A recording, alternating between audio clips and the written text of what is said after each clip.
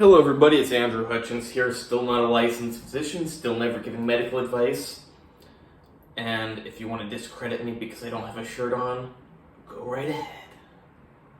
Believe it or not, the truth doesn't change whether or not you have a shirt on. And this video is about why medical studies really suck.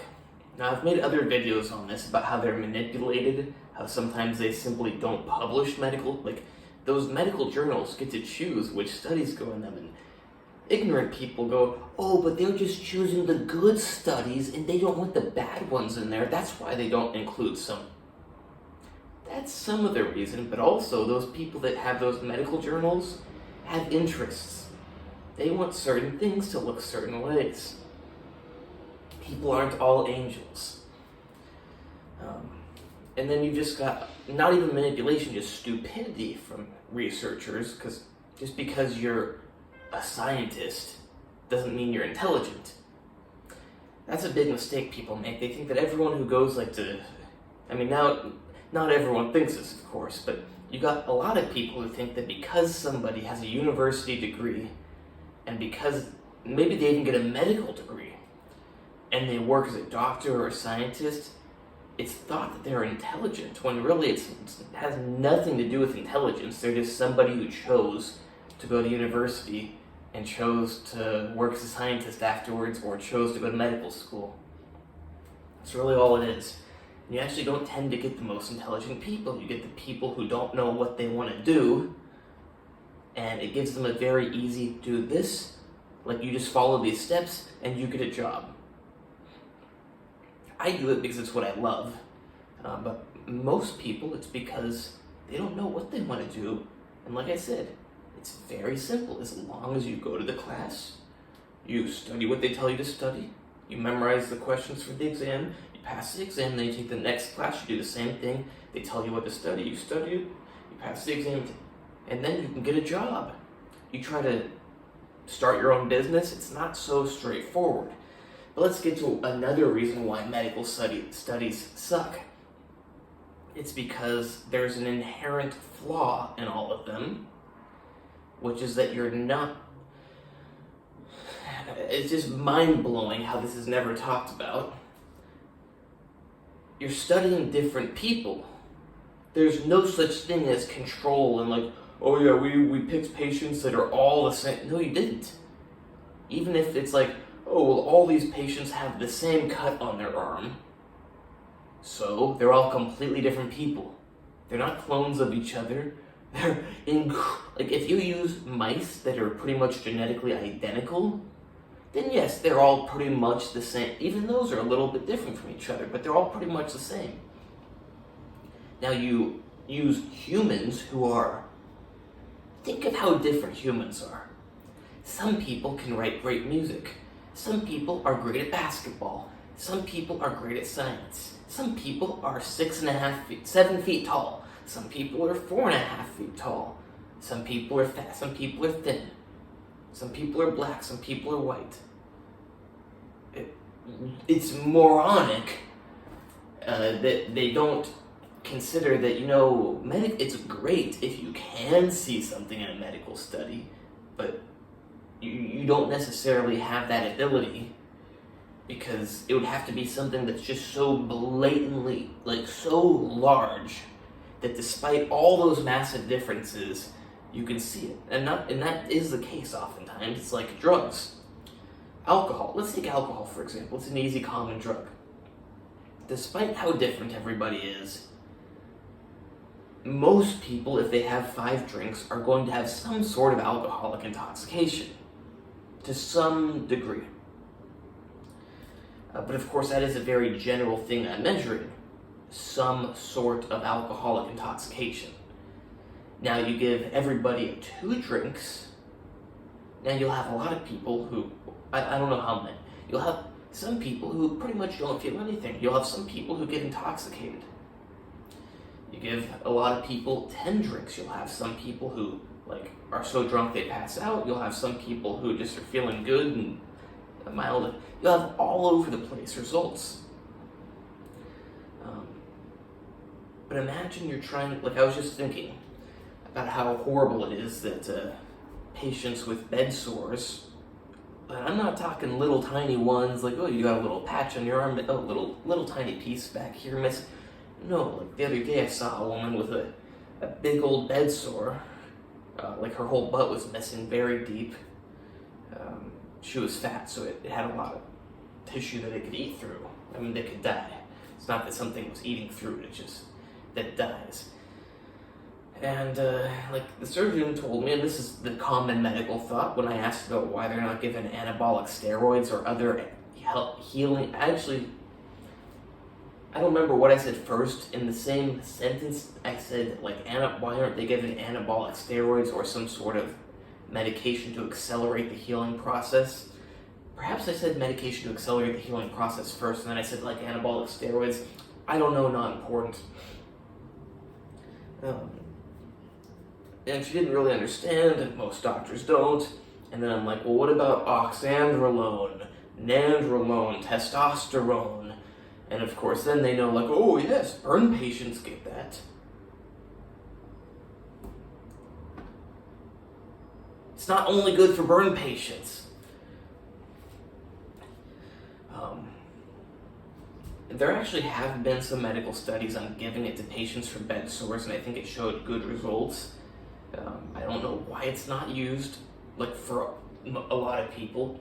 Of course, if you have specific health issues that would contradict their use, you shouldn't use them.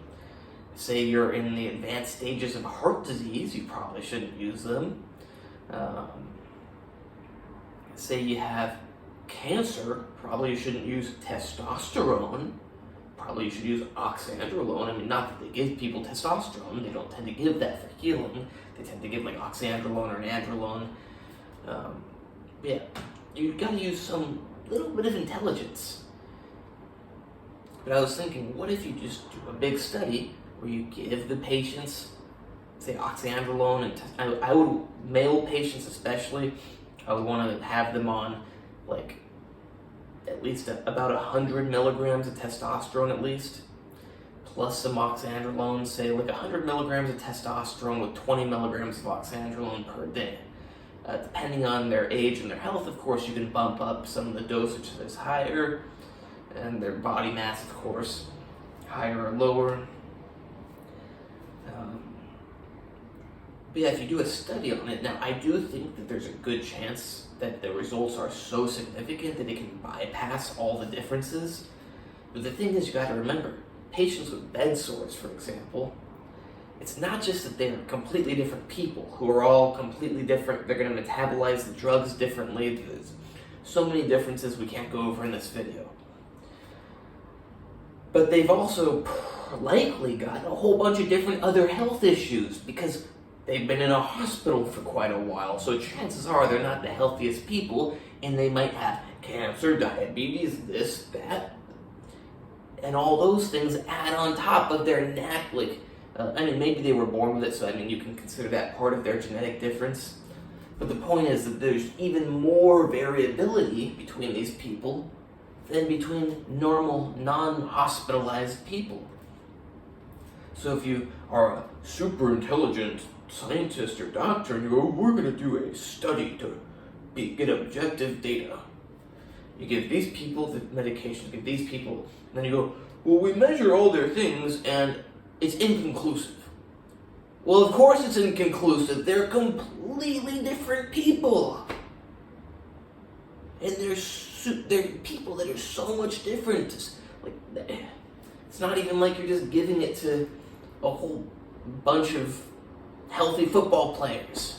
You're giving it to people that are already very different, plus they've got a whole bunch of different health issues.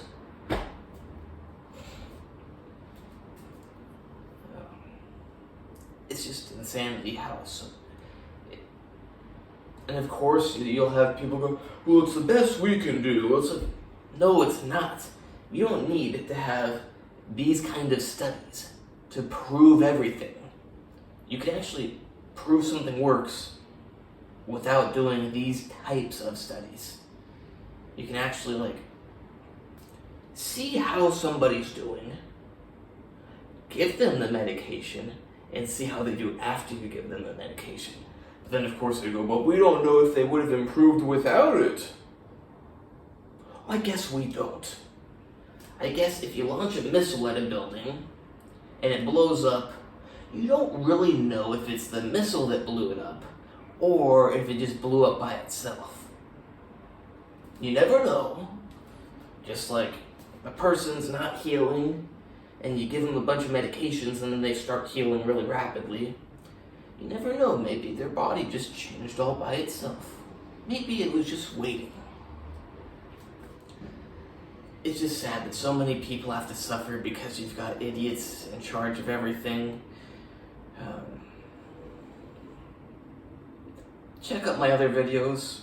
Please like, subscribe, and comment. Check out my Instagram, natural_true_fitness. Check out my website, andrewhutchings.org, where you can hire me for training, diet, health, whatever, supplement consultations, plans, coaching, advice, whatever.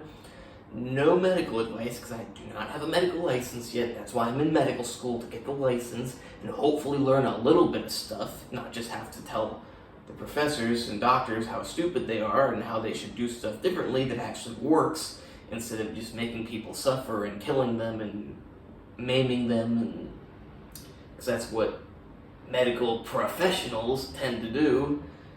Sometimes they help, and that's great. They're very good for just general things. You know, if you break your leg, it can probably help. If you have to, go on a ventilator, yeah, they could probably put the ventilator on you and clean your butt while you're there and change your bandages. But if something requires intelligence, there are some intelligent people who work as doctors, but most of them do not have any intelligence, and they're not going to be able to do anything to help you. Chances are they will hurt you. And what's ironic is these same people will be like, well, this is why we can't try the treatment, because we can't take the risk that it will hurt the patient. I'll use a missile analogy again. It's like if a missile's coming at you, and you go, well, we can't test this ballistic shield because we're not sure if it will help. Well, guess what, idiot? If you don't try that ballistic shield, you're for sure gonna get blown up. You think that your body's gonna stop a missile? No. So you gotta try something. If somebody is suffering or dying and you don't do anything, guess what? They're gonna keep suffering, or they're gonna keep dying and be dead. And I've got a book on tendinitis. People who are already licensed to work as doctors would probably go, well, we don't know for sure that works. There haven't been the appropriate double-blind, peer-reviewed medical studies on it. I don't give a shit about that. It's worked for everybody who's done it so far. It takes about 3 to 4 weeks. Extremely low risk. I can't recommend you do it because I don't have a medical license, and also you can't give medical advice over YouTube even if you have a medical license. So in my book, I explicitly say that you should completely forget everything you read. But if you have tendinitis, what I can recommend is that you go on Amazon and you type in A Systematic Guide to Defeating Tendinitis by Andrew Hutchings. You find the fastest shipping option and you get it ASAP. Because you can't get time back. And you don't want to go through life suffering. You want to enjoy life.